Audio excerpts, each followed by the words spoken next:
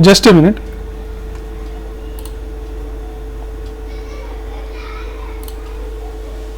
Yeah.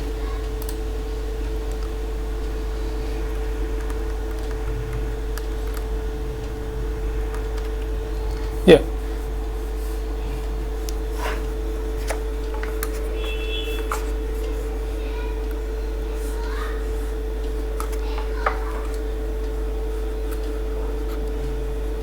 So in case of government employee, normally 300 days will be given. If you see any government organization or central government, normally up to 300 leaves at the time of retirement they can encash. As per government guidelines, only 300 leaves they can encash. So beyond 300 leaves, whatever it is there, they cannot encash it. They will expire. So normally government employees, what they do before retirement itself, more than 300 leaves, whatever it is there, they take the leave instead of availment. They take the leave normally. So up to 300 leaves, they will encash it. So that idea they have brought it into non-government employee case also. So that is the reason 3 lakhs it is kept. It means 300 days into 1000 per day salary. So 3 lakhs, how the limit has arrived, I am explaining you. It has come from the idea of government employees only. That idea only taken and incorporated in this section also. So for government employee, normally 300 days will be allowed. The same concept here also they have brought it, and therefore they have fixed 3 lakhs as the limit. So per day they have put it as a 1000 per day salary. So for 300 days it is 3 lakhs. Similarly, another condition is there, 10 into average salary per month. So in a month 30 days will be there. 30 into 10, again 300 is coming. So 300 into per day salary. So the idea of this leave encashment exemption section is, even for non-government employees also, it is getting restricted up to 300 days only, like government employees. For government employees, anyhow it is restricted up to 300. The same concept borrowed in case of non-government employees also.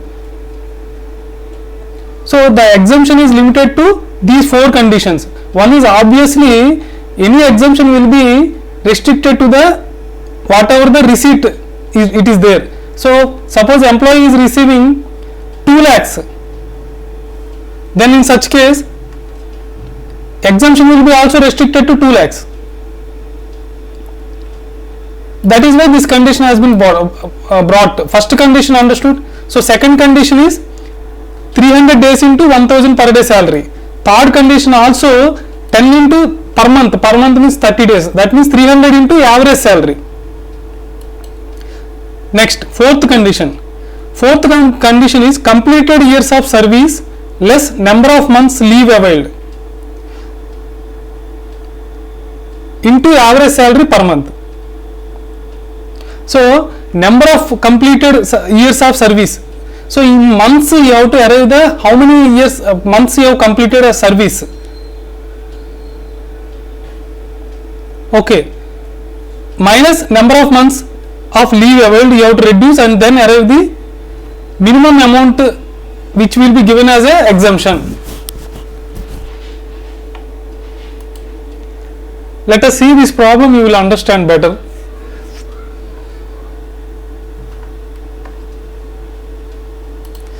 Mr. Banu is working in a Zebra Limited since last 25 years 9 months. In case of leave encashment exemption, number of years you have to, any part year you should not consider. If it is 25 years 9 months, only 25 years you have to consider. Don't round it off to more than 6 months means 26 years, less than 6 months 25 years, don't do that. So number of years you have to consider as 25 years only. Company allows 2 months leave for every completed year of service to its employee. So company is allowing 2 months leave for every completed year of service. During the job he had availed 20 months leave. He had availed 20 months leave he has taken. At the time of retirement, that is on 10th August, he got 1,50,000 as leave encashment. So he has received 1,50,000 as leave encashment. As on that date, his basic salary was 5,000 per month and DA was 2,000 per month. Commission was 5% on turnover plus 2,000 per month fixed commission. Turnover affected by the SSC during last 12 months evenly 5 lakhs. Banu got an increment of 1,000 per month from 1st January 2022 in basic and 500 per month in DA. Compute his taxable leave encashment salary. Yeah. Now,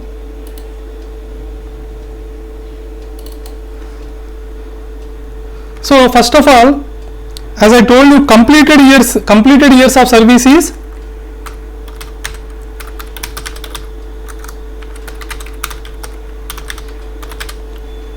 25 years only. Don't round it off to 26 years. Like unlike gratuity for leave encashment, you should not round it off to next year. If it is part year is more than 6 months, you should not round it off to next year. That provision is there in case of gratuity income.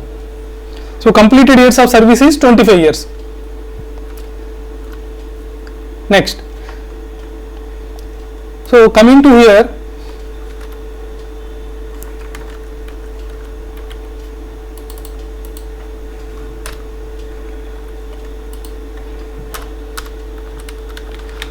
now how much leave encashment received? Leave encashment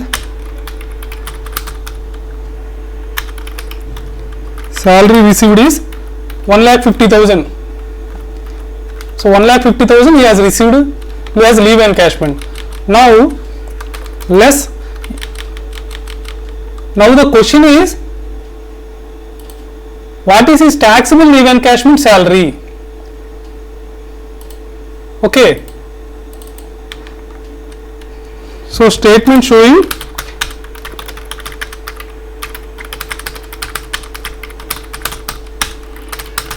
taxable leave encashment salary. I have created 3 columns: particular amount in rupees, amount in rupees. So how much leave encashment received is 1,50,000. Now coming to section 10A 1. So that exemption I am calculating. Exemption under section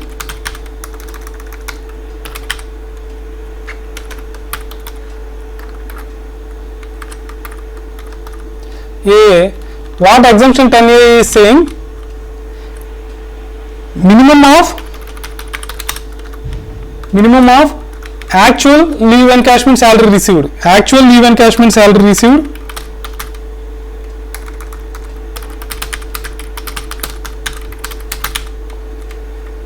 that is 1,50,000. So I already told you, any exemption will be restricted to the income received. So by default in any exemption section this clause you will find.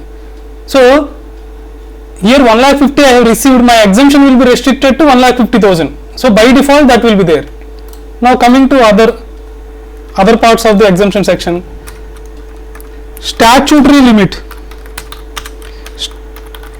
Statutory limit for leave encashment exemption is 3 lakhs. So I already told you, being Banu is a non-government employee. For government employee 100% exemption. Leave encashment at the time of retirement is 100% exemption. Now Mr. Banu, it is after retirement he has received. At the time of retirement he got 1,50,000. In the question you can understand Banu is a non-government employee, that you understood. And when he has received, at the time of retirement he has received, not during the course of service. During the course of service if you would have received, entire 1,50,000 is taxable. Now at the time of retirement he has received, and being non-government employee, section 10A 2 is applicable. So this is section 10A 2 is applicable. So statutory limit is 3 lakhs. Now we have to calculate 10 months average salary. So 10 months average salary. So this also I told you what is the logic behind this 10 months average salary is 10 months, 1 month means 30 days, 30 into 10 300 days, so 300 days average salary only. So statutory limit 3 lakhs is fixed, 300 into 1000 they have considered as per day salary they have arrived. So 10 months average salary we have to work out. So workings for average salary.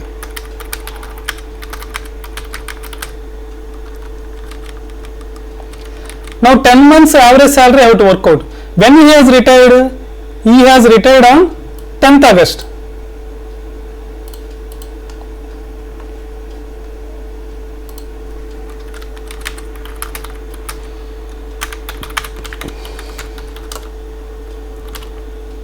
He has retired on 10th August 2022. So prior to 10th August you have to calculate the 10 month salary. Gratuity, the case is totally different. Gratuity up to July you will calculate, whereas in leave encashment this 10 days proportionate salary also you have to consider. So 10 months means January to July, 7 months. January to 1st January 2022, 31st July 2022, it is 7 months. Okay, then in August 10th he has retired, that means in August only 10 days salary you have to identify. Now 7 months you have arrived. Then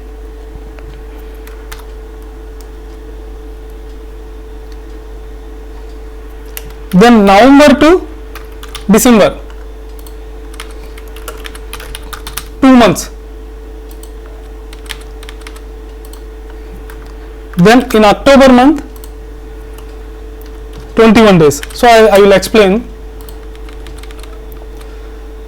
Now if you add all these things we will get to 10 months. So he has retired in 10th August, so October month only 21 days. If you consider full month of October, it is going beyond 10 months. That is why you have restricted 21 days. Because you have considered in August month 10 days. Now you have to arrive the basic salary. Salary you have to arrive. Salary for the purpose of leave encashment is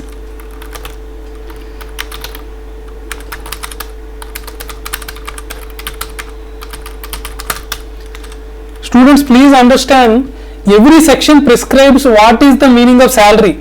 Now for the purpose of leave encashment, what is the salary section has prescribed. In the section if you go, salary means what it is prescribed. For the purpose of leave encashment, salary means basic plus DA plus percentage on commission. So only 3 things. See, for the purpose of computation of income from salary set, that is different. There you will find basic, DA, perquisites, fee, commission, fixed, not fixed, variable, everything it will come into picture. Allowances. But for the purpose of leave encashment, you have to consider only these 3 things: basic, DA, percentage and commission. Now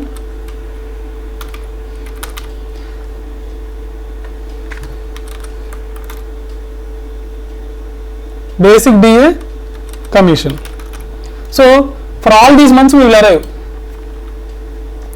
If you see the problem, at the time of retirement, as on the date of retirement, his basic salary was 5,000 and DA was 2,000.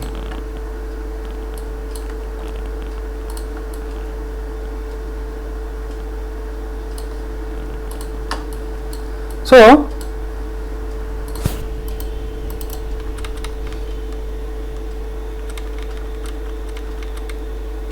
if you see the problem, he got increment of 1,000 in the month of January. So from January 5,000, from January onwards his basic was 5,000. For August, 5,000 into 10 divided by 31 days. Proportionately we are calculating. Prior to January, his salary was only 4,000 because on 1st January he got increment of 1,000. So prior to January, his salary was 4,000. Now for October, it is 4,000 into 21 by 31 days. So this is how we have to calculate. Proportionately we have to calculate. Similarly,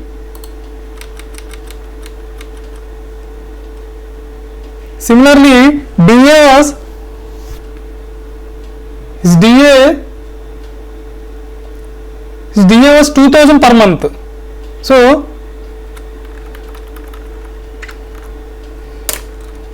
January to July his DA was 2000.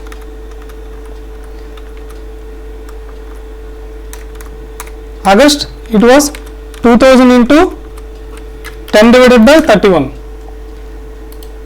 and he got increment in the month of January, 500 rupees he got increment. That means prior to January it was only 1500 rupees.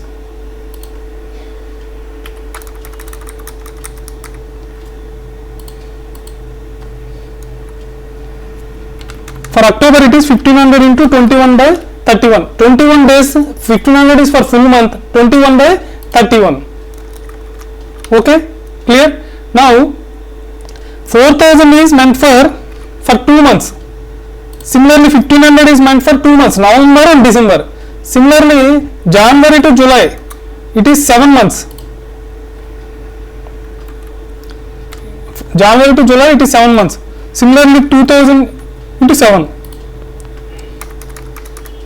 If you add everything, you will get 10 months salary, you will get 10 months basic, you will get 10 months DA, you will get. Similarly commission it is mentioned as 5% on turnover, that is 5 lakhs into 5%, that is 25,000 you are getting. 5 lakhs into 5%, 25,000 you are getting for per annum, into 10 divided by 12. You need only for 10 months you need.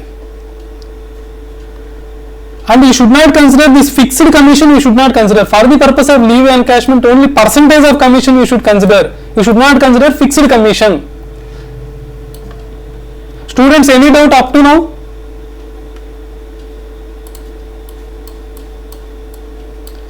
So by default commission is equal to 5 lakhs into 5% into, see, 10 divided by 12. We need only 10 months salary. So if 10 months salary, that is why 10 divided by 12. This 5% is for per annum. Okay. So if you calculate all these things, 5 lakhs into 5% into 10 divided by 12, 20,833. So similarly we will get this one, 47,323, 18,661. So up to now is it clear? So if you add all these things, total 10 months salary is equal to 47,323 plus 18,661 plus 20,833, 86,817 you will get. So average salary is equal to 86,817 divided by 10. 8682 you will get it. So understood? So how we have arrived the average salary? Now coming back to our problem. So 10 months average salary is equal to 10 into 8682. It is nothing but 86,822. Clear? Next. Actually 4 conditions are there for arriving the exemption. First condition is actual leave encashment received, second is statutory limit, third is 10 months into average salary. Fourth condition is completed years of service into service minus leave availed in months into average salary.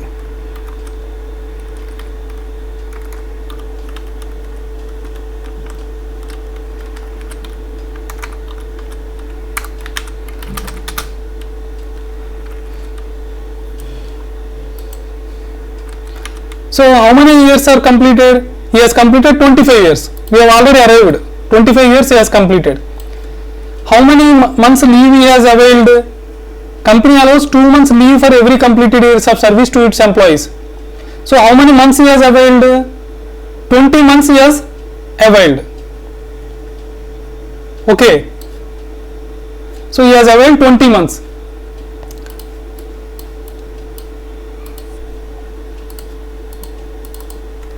So 25 years of service minus 20 months he has already availed into average salary is 8682.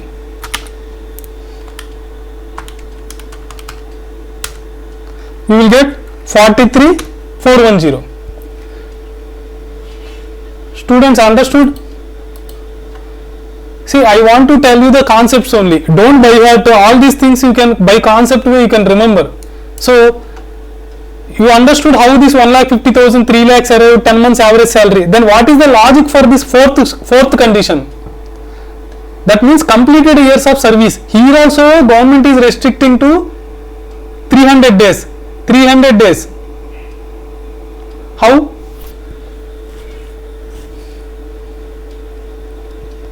See, for every completed years of service, 1 month they are giving.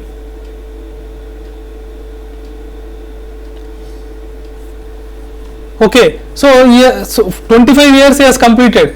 So the 25 months it has been given in this problem. Normally, if the employee joins in an organization at the age of 21 years, he can serve the company for 30 years, assume. That means 30 months salary they are giving. Okay, so in this case 25 minus 20 into 8682 we have arrived.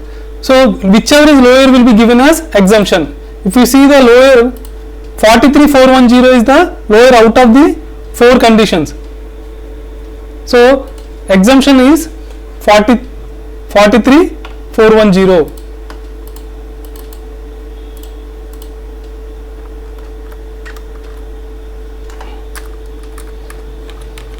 So exemption is 43410. So taxable income is, so taxable income in this case is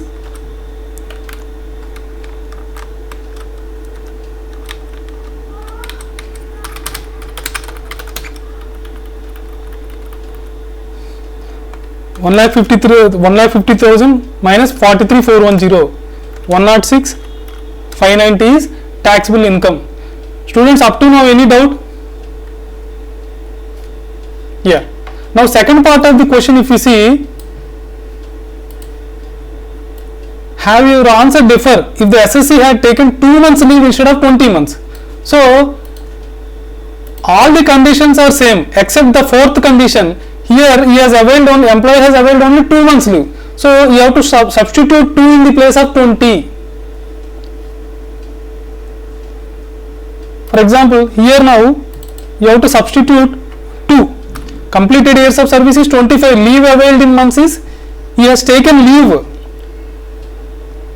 He cannot encash those leaves. Whatever he has taken, he cannot encash it. So that is why you have to reduce it. So 25 minus 2. So that means 23 into 8682. So 199, 686. So whichever is lower you have to see. Now for exemption purpose, whichever is lower means it comes where?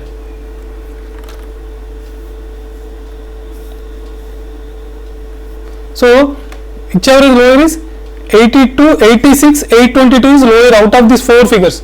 So 86, 822, if you reduce it,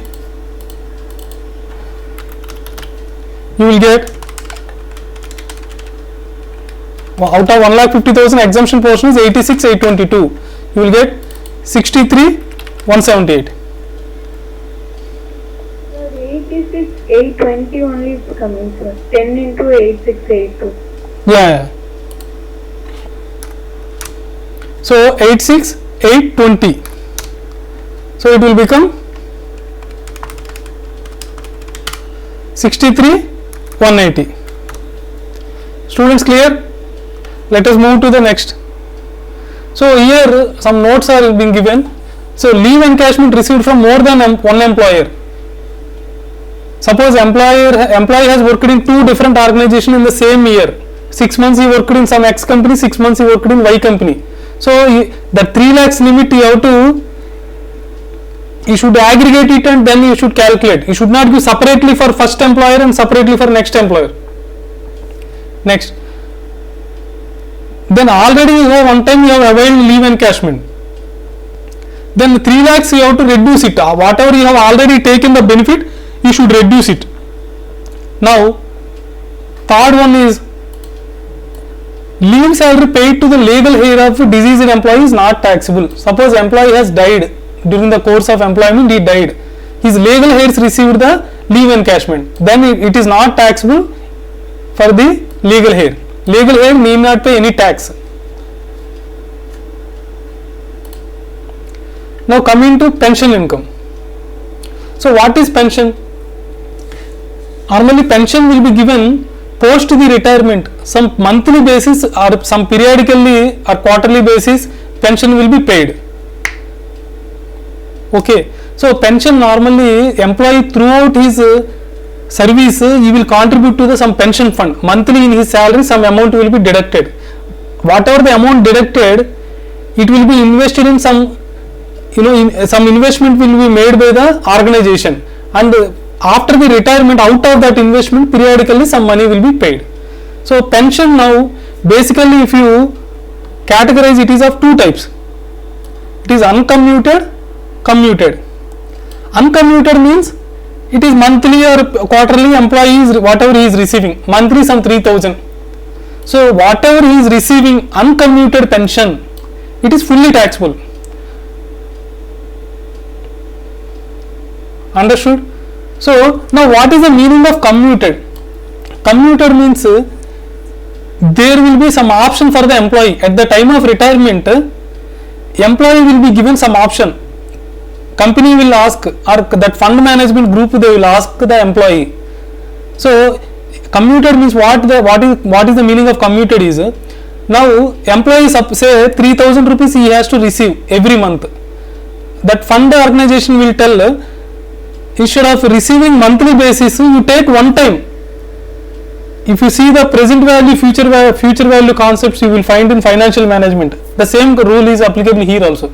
So whatever you are receiving in next few years monthly basis, one time you will give, one time settlement it is, instead of paying every month, one time settlement. So it is getting commuted, accumulated, and then it is paid as a pension. So uncommuted means every month or periodically it will be paid.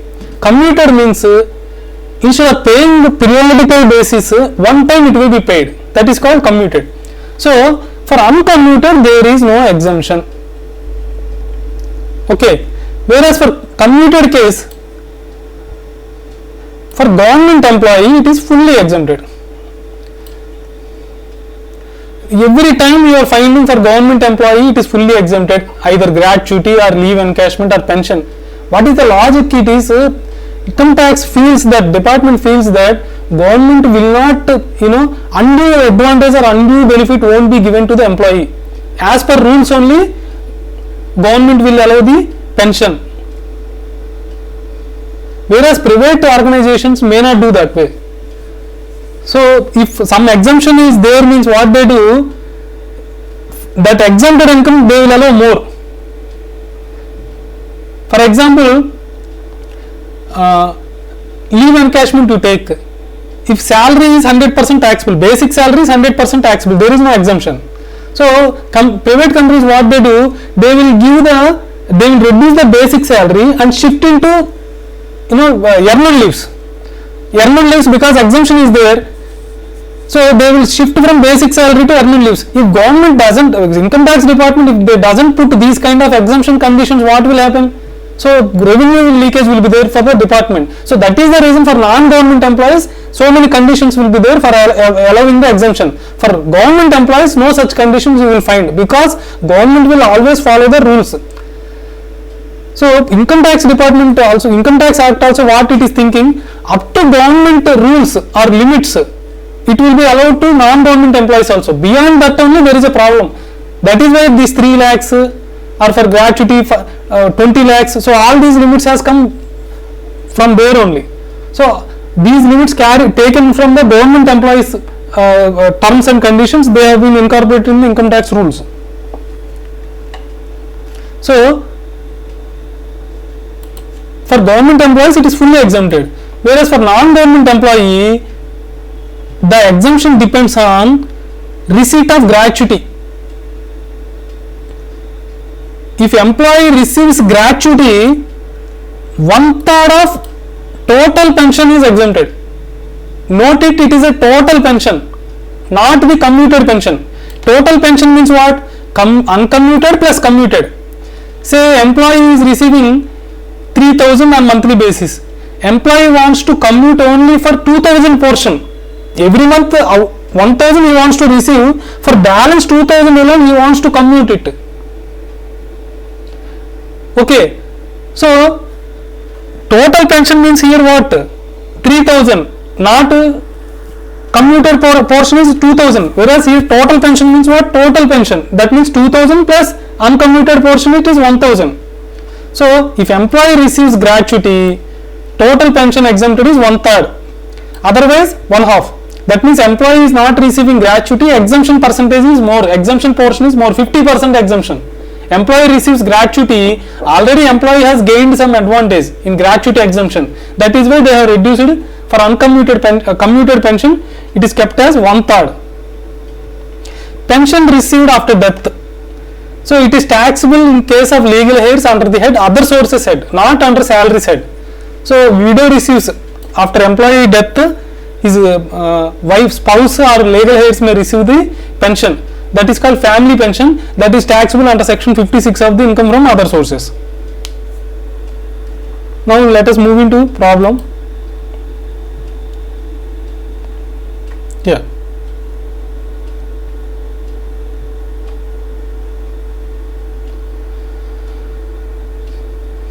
So Mr. Amit has retired from his job on 31st March. He retired on 31st March. From 1st April, he was entitled to a pension of 3,000 per month. So he is entitled for an amount of 3,000 rupees as a pension. From when onwards he is entitled? From 1st April. On 1st August, that means after 4 months. After first 4 months he has received 3,000 rupees as pension. After 4 months he got 80% of his pension commuted. So from 1st August onwards 80% of portion of pension is commuted. So out of 3,000, 80% means 2,400. 2,400 got commuted. That means uncommuted portion is how much? Uncommuted portion is how much? 83 out of 3,000, 80% is commuted. 2,400 is commuted. So 3,000 minus 2,400, that is 600 is uncommuted. Even after 1st August also uncommuted portion is 600. The commuted portion is 1,20,000. Clear? If he is government employee, non-government employee, receiving gratuity, not receiving gratuity, we have to elaborate the case. So let us start. First, you know, if it is a case of uncommuted pension, it is fully taxable.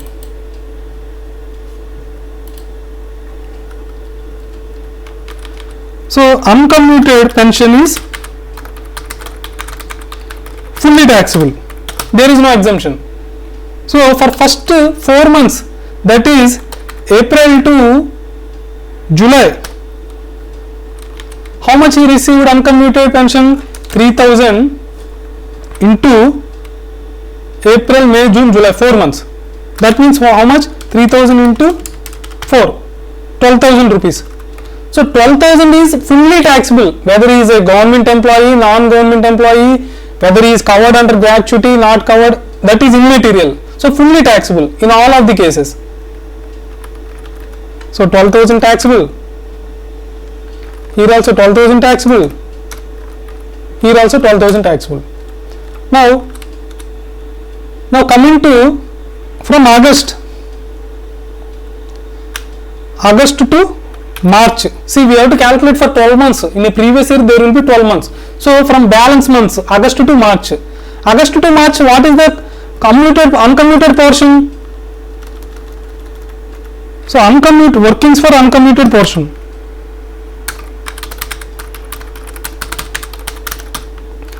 So total pension is 3,000. 80% commuted. So that is 3,000 into 0.8, which comes to 2,400. So uncommuted how much? Uncommuted is equal to total minus, that is 3,000 minus 2,400. It is equal to 600. So from August to March, how much? 600. This is for 8 months. So it comes to around 4,800. So 4,800 is fully taxable.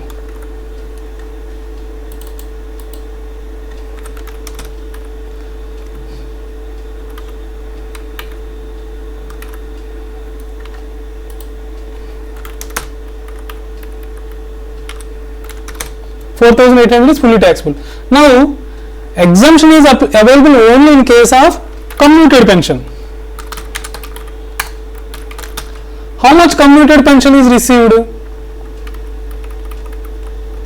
Commuted pension received is, here you can see 1,20,000 it is received.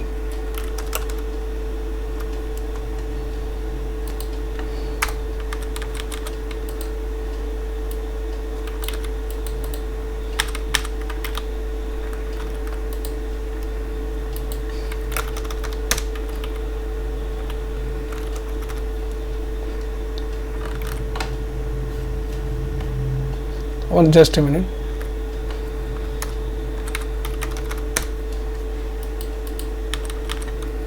So 1,20,000 is fully received. Now exemption under section 10 is only applicable for commuted pension. Okay. Now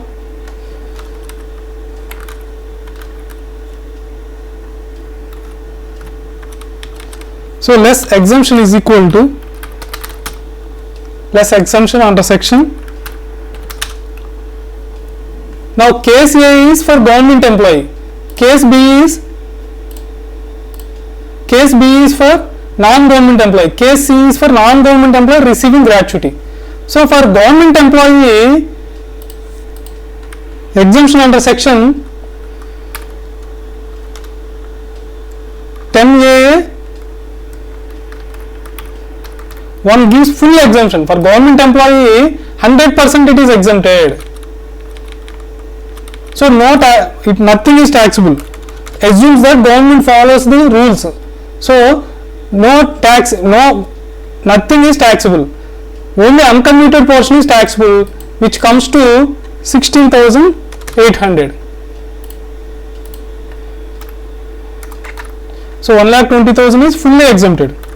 So for government employees case, only 16,000 is taxable. Now coming to non-government employee not receiving gratuity. Gratuity if he is not receiving, exemption benefit is 50%. So 50% of the total pension. Now total pension is how much? See, commuted pension is 1,20,000.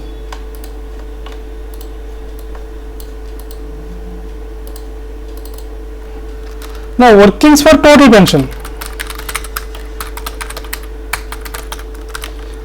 Commuted pension is given in the problem is 1,20,000. Total pension will be how much? 1,20,000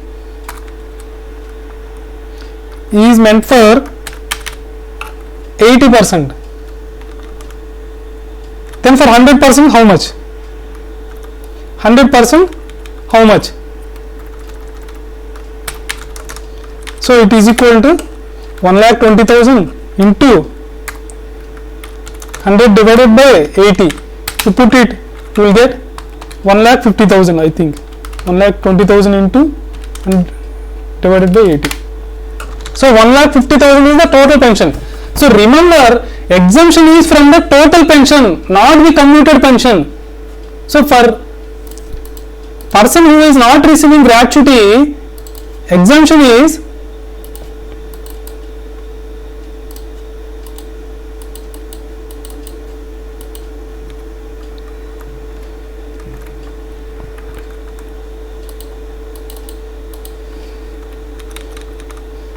so exemption is 1,50,000 into 50%, 1/2. So because he is not covered, he is not receiving gratuity, case B he is not receiving gratuity and he is non-government employee, the exemption will be 1,50,000 into 1/2, that is 75,000. Exemption is 75,000. So here also uncommuted pension is fully taxable. Exemption is 1,50,000 into one half. That means 1,20,000 minus 75,000. If you reduce, 45,000 is taxable. So for case B, commuted pension, taxable commuted pension is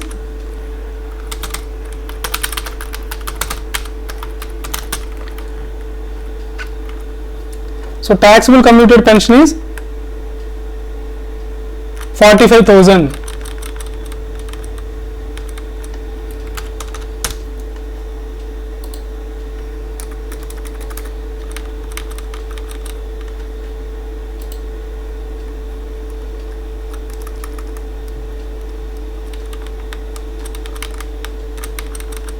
Yeah.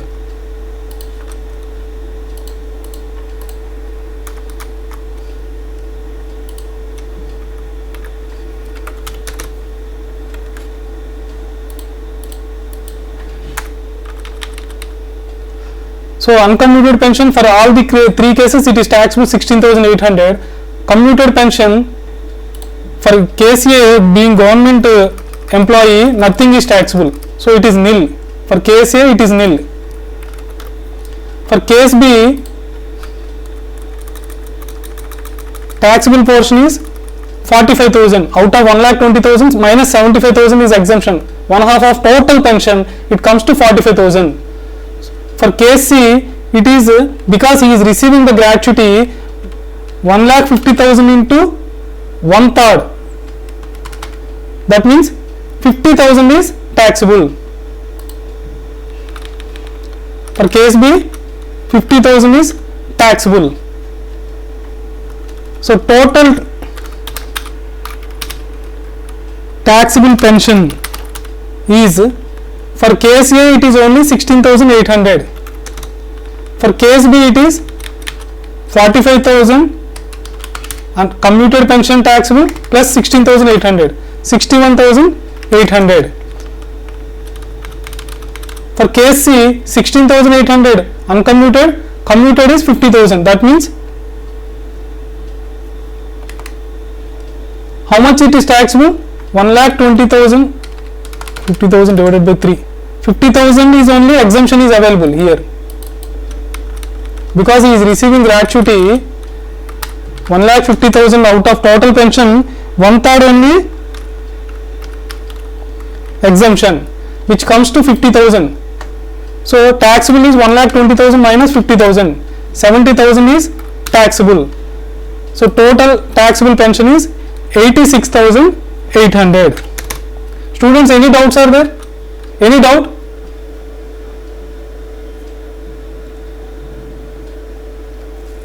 Students, any doubt? Shall we move to the next concept? Yeah.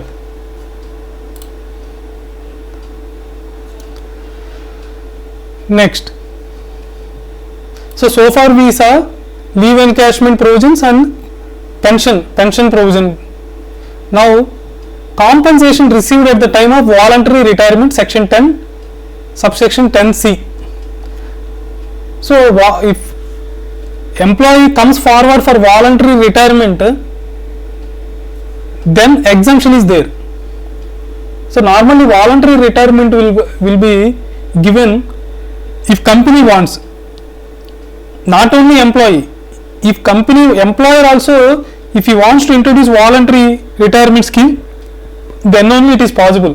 When company will introduce, company feels that excess manpower it is there, company feels that it is not able to pay the salaries for all the employees, company feels that future it is very unfavorable conditions are there for running the company, so it wants to send out the some of the employees. So in that case, company brings the voluntary retirement scheme. Now here also 5 lakh is given as a exemption. Obviously first condition, any exemption if you see actual amount received, so total exemption will be restricted to actual amount received. If you see gratuity, leave encashment, pension, whatever it is, actual receipt exemption will be restricted up to actual receipt. This will be obviously it will be there, but statutory limit is 5 lakhs. Okay, then for availing this exemption they have put other conditions also. This is conditions for exemption. These are another 2 additional conditions are compensation is received from specified employer. Specified employer means they have defined. So employer, if the employer falls under this category only, employee can avail the exemption. This exemption can be availed only if employer falls under this category. So who is specified under this category is any company, any authority established under the act, local authority, cooperative society, blah blah blah. So here the tax point is VRS received from an employer being an individual form HUF AOP is fully taxable in the hands of employee. That means some sole proprietorship is there, he has employed some employees, so he is giving some VRS compensation he is giving, then employee cannot avail this exemption. Why? Being it is a sole proprietorship, he is not covered in the specified employer definition. So in specified employer, company is covered, individual it is not covered, partnership form is not covered, AOP, HUF and all not covered. So firm or individual or HUF, in case if they are giving any VRS compensation, employee is not eligible to avail this exemption. So this is first condition. Another condition is compensation is received as per voluntary retirement scheme framed in accordance with the prescribed guidelines. So this voluntary retirement scheme, it should be framed as per the guidelines only, then only this exemption can be availed by the employee. So what exemption? Because employee is no more, he is going to work in the company, he is not at all receiving any monthly salary. Once he opts the VRS, next day he won't have any money to run the family. So that is the reason employer is giving some compensation. So that compensation up to 5 lakhs it is exempted. If his compensation, if he is getting 3 lakhs or 5 lakhs, whichever is less, that means 3 lakhs it is getting exempted. If compensation received by employees 10 lakhs, then it will be restricted up to 5 lakhs. Now what are all the guidelines? So if you can go through this, for exam point of view it may not be that much important, all these guidelines. They may ask this one practical question here, but they may not ask these guidelines. Anyhow, so scheme must be framed to reduce the number of employees. So I already told you, to reduce the manpower cost, companies will introduce this scheme. So obviously the main objective of VRS scheme will be this only. Vacancy caused by VRS is not to be filled up. You are saying that to reduce the manpower cost, you have introduced the VRS scheme. After saying that, if you are recruiting further more employees, then it is a problem. So vacancy should not be filled up. Once if you by VRS, if you are sending out those employees, in their place you should not recruit new persons. Next, the retiring employee is not to be employed in any other company, in another company or concern belonging to the same management.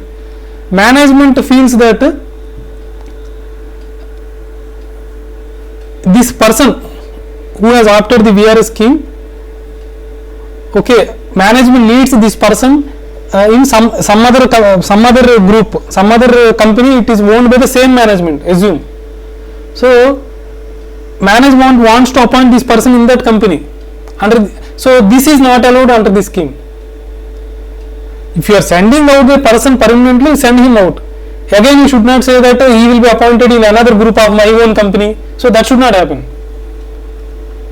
Next, VRS, it is applicable only if employee has either completed 40 years or age, 40 years age he has completed or 10 years service he has completed. So company cannot introduce VRS scheme if employee has just completed 5 years or 1 year. So minimum service should be 10 years and age also it should be 40 years. So these guidelines basically VRS and all mostly in private sector it won't be there. Private sector just like that one pink slip only will be given. Only it is there only for government organizations and government employees only. So government employees means again all their welfare activities, all those things will come into picture. So just like that they cannot send an employee out within 1 year or 2 years. So all these protective measures are there for employee. So he has to attain the 40 years age or 10 years he has to complete, then only scheme can be opted.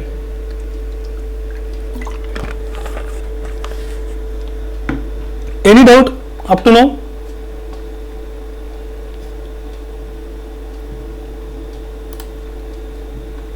Next, annuity.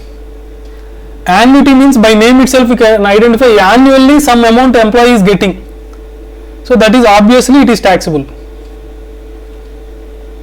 Okay. Next, salary in lieu of notice period. Normally, if a company wants to send an employee out, that means company wants to retrench an employee. Retrenching means removing from the employment. Then it should inform the employee some 2-3 months before. That is called notice period.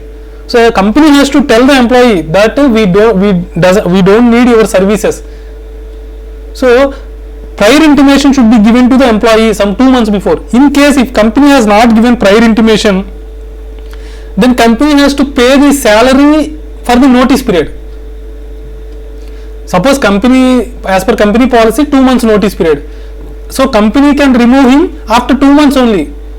So company says no, immediately you have to go out. In that case, company has to pay the 2 months salary. Even the employee has not worked, it has to pay salary for the notice period. So that case, whatever the salary received by the employee for notice period, it is taxable. Next, somebody asked in prior classes, what is the meaning of profit in lieu of salary? So name itself it is suggesting in lieu of salary, in place of lieu means in place of salary something is given. So that is taxable. Normally in place of salary why they will give something? So that will happen when it will happen? If company terminates the employee, termination means removal from the employee, So if company terminates the employee, then a bulk amount will be paid or not. So that is in lieu of salary. In place of salary, one lump sum amount is getting paid. So that is called profit in lieu of salary. Or some modification of terms and conditions. Modification of terms and conditions in the employment. Company says earlier 8 hours he has to work. So for 8 hours company has to pay per month salary some 1 lakh. Now company says only 4 hours you have to work. So I will pay only 50,000. Now in that case what is happening? Terms and conditions are changing. Employee and employer terms are changing. So for that company told, don't worry, I will compensate you some 10 lakhs, a lump sum amount, because we are losing for 50,000 worth of salary per month. I am compensating. So in place of salary whatever he is foregoing, company is compensating him. That is called profit in lieu of salary. So profit in lieu of salary doesn't cover all these things, because it appears like gratuity also, okay, it is also kind of at the time of termination it is a kind of compensation only, retrenchment, all those things. So again it is getting covered, profits in lieu of salary. That is why they have specifically excluded gratuity, HRA, commuted pension, retrenchment compensation, blah blah blah, all these things are specifically excluded. So other than this, whatever the employee is getting, it is taxable completely.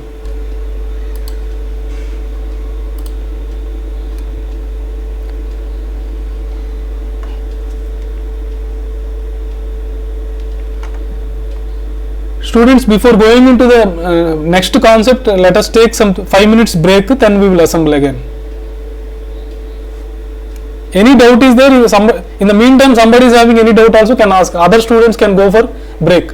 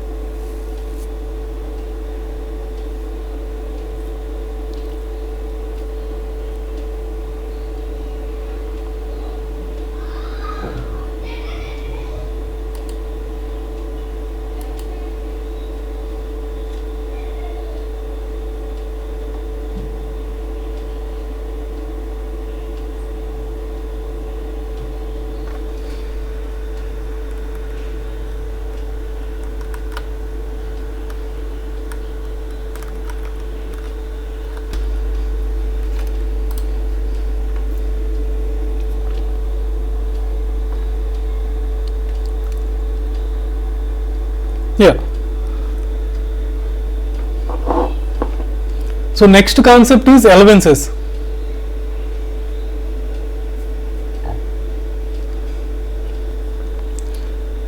So normally allowances, it is a kind of monetary benefit to the employee.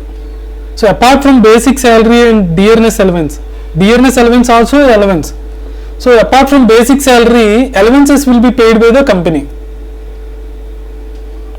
So these allowances, the purpose of these allowances is to meet the expenditure in connection with the employment. So whatever the allowance it is paid to meet the official expenditure, it is always exempted. The funda behind exemption is, if it is connected with the official expenditure, it is automatically exempted.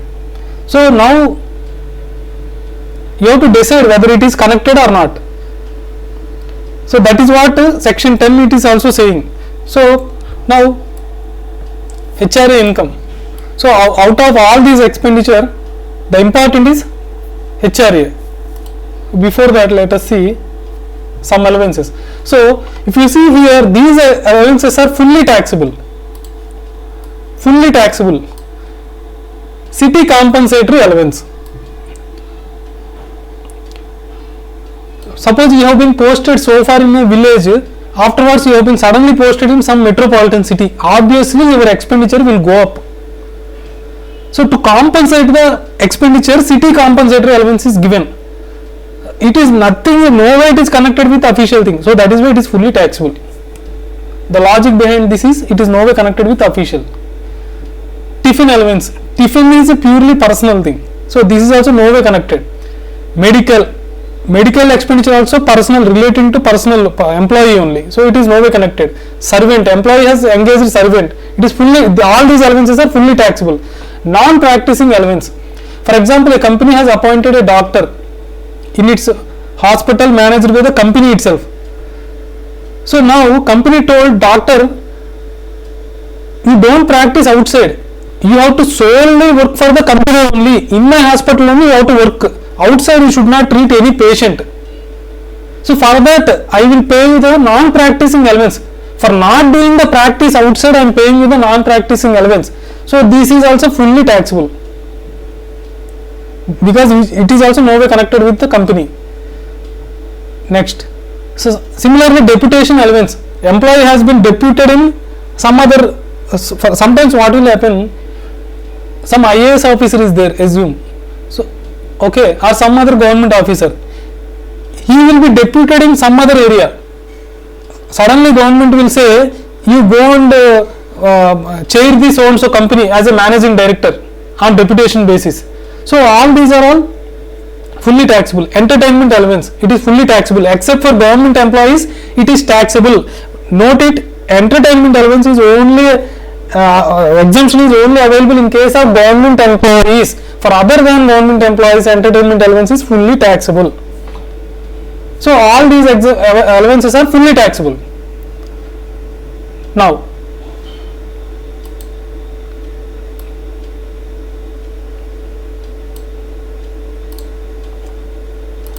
Some more allowances are there. Travel or transfer allowance.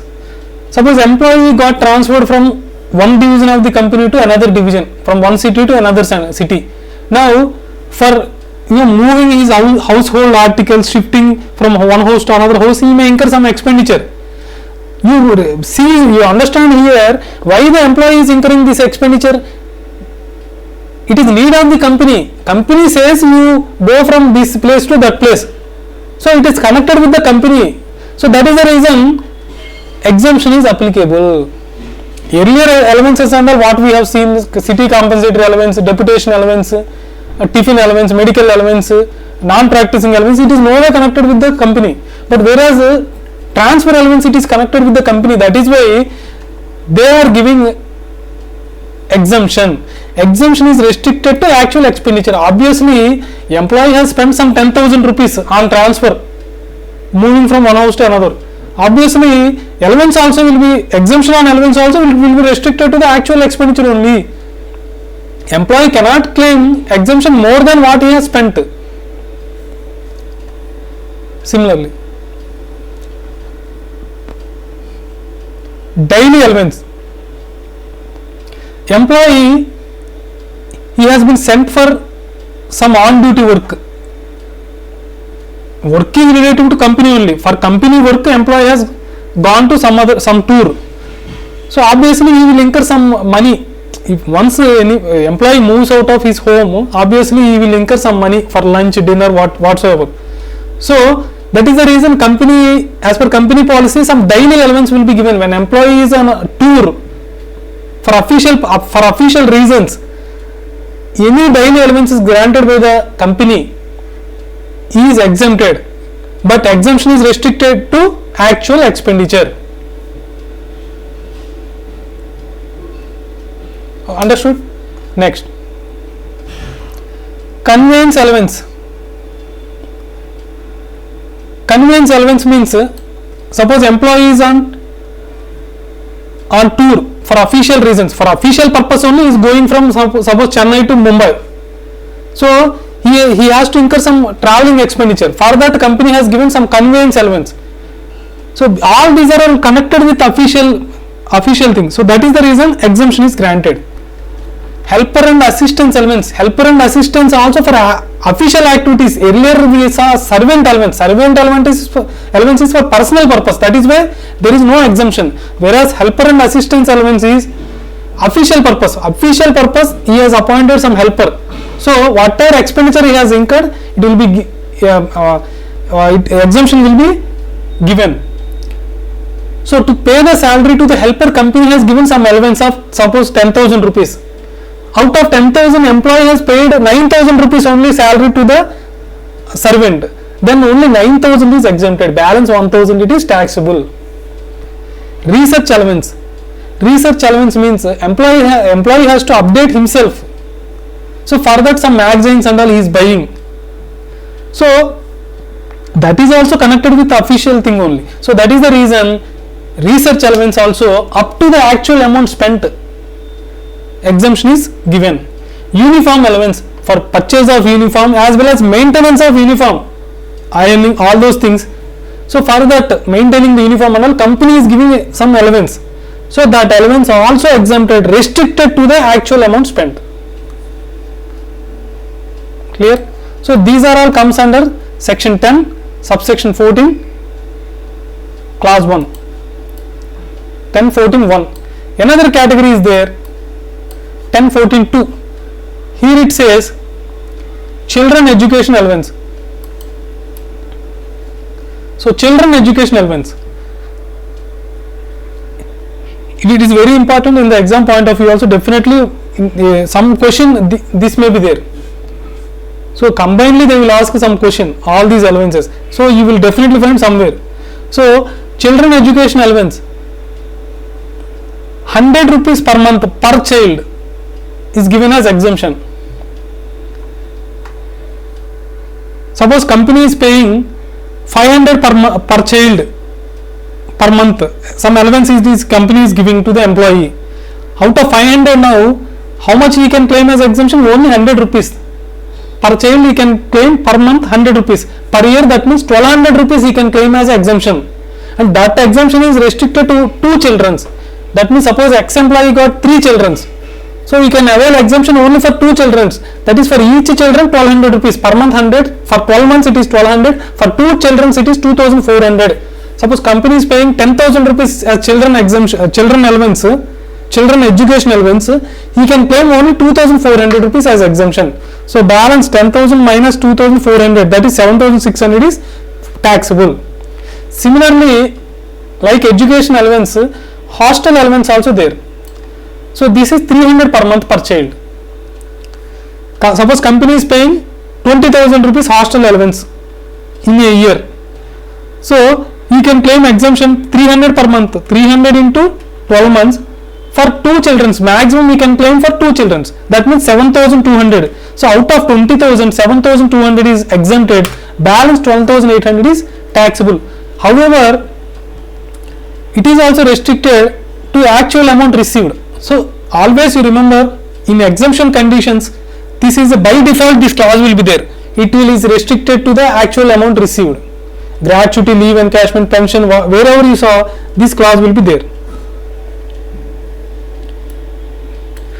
Here some notes are there. Child includes adopted child, stepchild, but does not include illegitimate child and grandchild. So grandchildren and all, he cannot avail this exemption.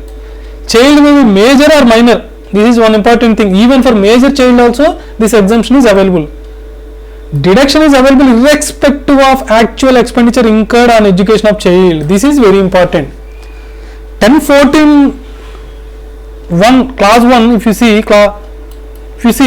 all these exemptions are restricted to the actual expenditure, whereas 1014 2, that is children education allowance and hostel allowance, actual expenditure, it is no way connected. Exemption is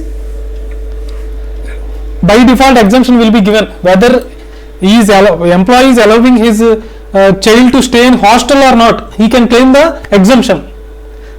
Employee children are not at all staying in hostel, but even then he can claim the exemption. 300 per child per month he can claim as exemption. Next, so if you see, Mr. Mughal joined Star Limited on 1st April 2022. Details regarding his salaries are as follows. Basic, his salary breakup is given. So basic salary always it is taxable, there is no exemption. So 5,000 per month it is taxable. Okay. Next, dearness allowance 2,000 per month. So 2,000 per month he is receiving. So 2,000 it is fully taxable. 50% considered for retirement benefit, that is for calculation of gratuity, exemption, leave, pension. So it is applicable. For arriving the salary for the purpose of gratuity, leave encashment, 50% you have to consider, whereas for taxability 100% it is taxable. So 2,000 per month it is taxable. This 50% considered for retirement benefit is immaterial, you need not see. Now education allowance,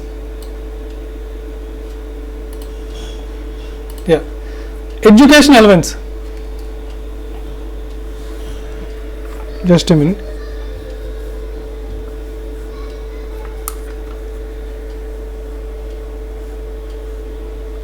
So education allowance, if you see, 1,000 per month, he has 1 son and 3 daughters, so that means what, he is getting how much, 1,000, but how much exemption he can claim, per child 100 rupees for 2 children. So for 2 children, that means 100 rupees he can claim per child. For 2 children only he can claim, even though he has 4 children, 1 son and 3 daughters, he can claim only up to 2 children. For each children 100 rupees. So 1,000 minus 200, 800 it is taxable. Similarly, hostel allowance also 2,000 per month minus, so 2,000 minus, none of the children are sent to hostel. This is very important. Actual expenditure incurred is immaterial. Actual expenditure incurred is immaterial. So what is taxable? Just a minute.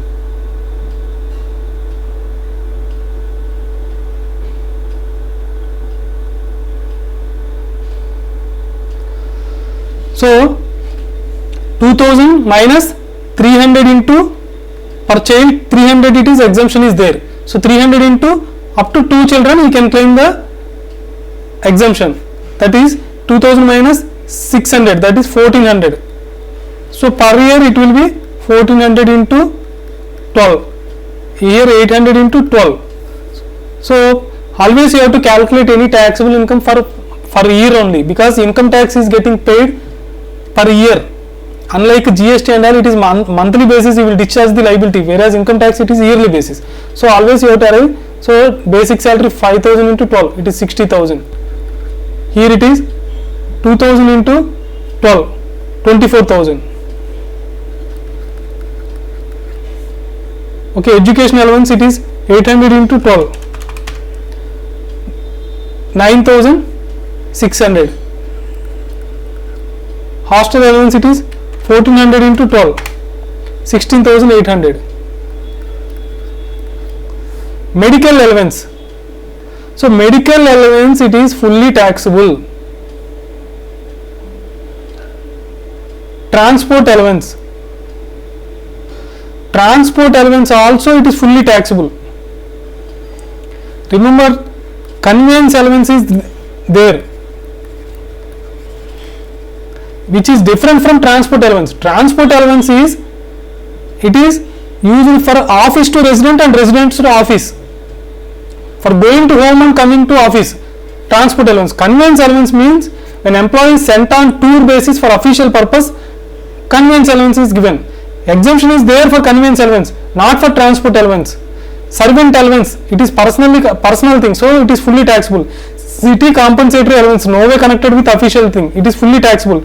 So 1000 into 12, 12,000 it is fully taxable, 24,000 it is fully taxable.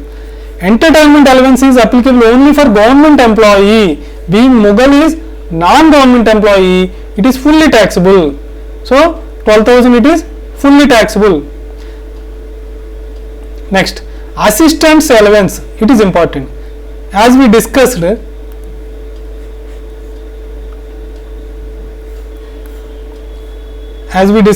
if you see assistant allowance,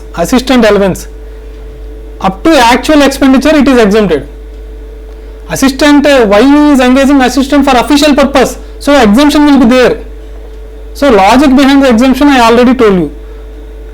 Now, so assistant allowance, it is restricted to actuals only. So actual amount incurred, so 2000 only he has incurred, that means 1000 he has put it in his pocket. So 1000 into 12, 12,000 it is taxable. Professional development allowance, so this is also connected with the official thing. When he is professionally he is developing himself, it is useful to the organization, so that is why exemption is applicable. But however, it is restricted to the actual expenditure. If you see here, he has incurred 8,000 per month, but company is giving only 2,000. That means more than what the company is giving, he has incurred more. So fully it is exempted. This is fully exempted. Bonus 24,000 per annum is fully taxable. Understood? Any doubt is there?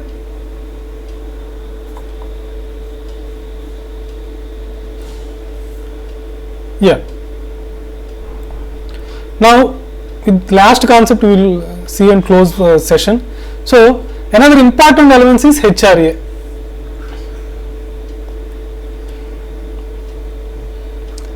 So HRA is normally it is taxable. However, exemption is there. See, all pension income, leave encashment, gratuity, all are taxable only. However, exemption is given under section 10. Now under section 10, 13A, exemption is given for HRA.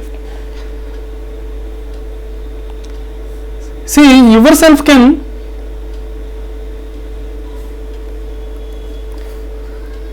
just if you apply common sense, you yourself can design the exemption.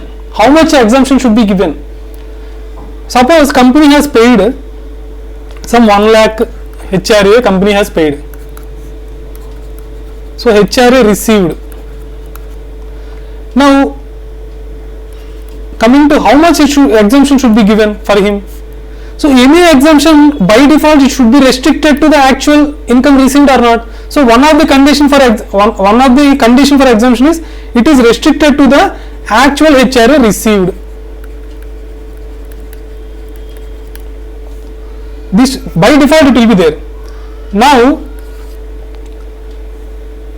he has received 1 lakh. I am talking in a year. Per annum he has received some 1 lakh.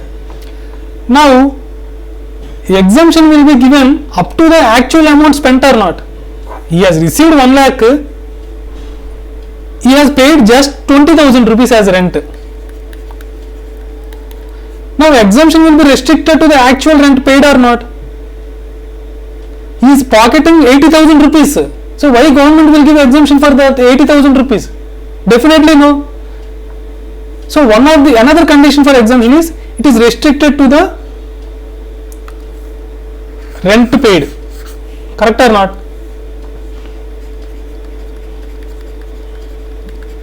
Say actual HRA received is 1 lakh, rent paid assume 50,000.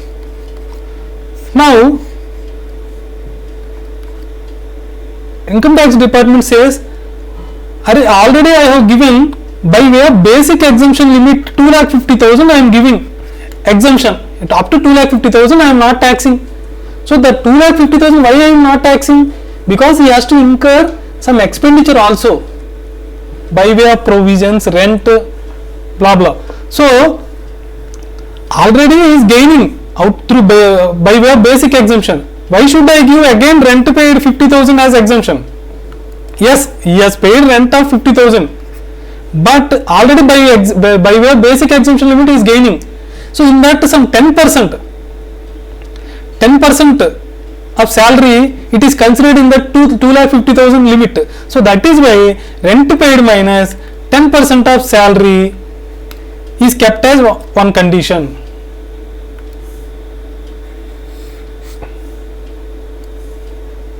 Next, now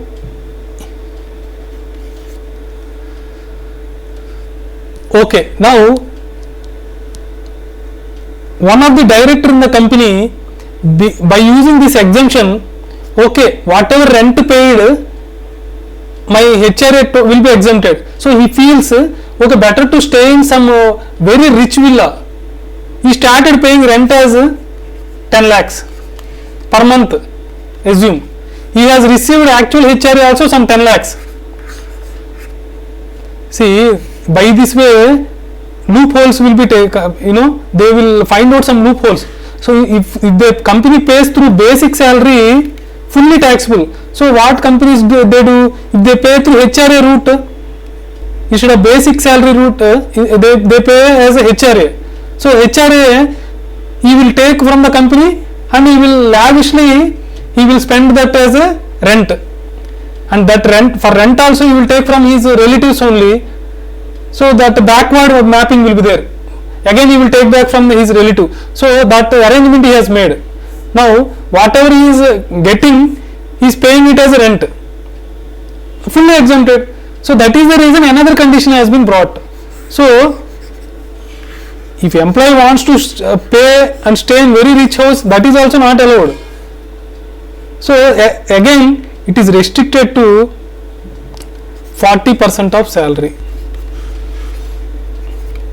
or 50%. If it is metropolitan, it is 50%. So maximum how much he can avail. So rent portion should not exceed 40% of salary. So by this way government has put check on basic salary. So some companies what they started doing, basic salary they have reduced and other allowances they have increased. So to check those things, so again the government brought another condition. So understood why these conditions are coming one after another is some of the citizens started misusing the law. So that is the reason these conditions are getting developed. So now let us go into our chart.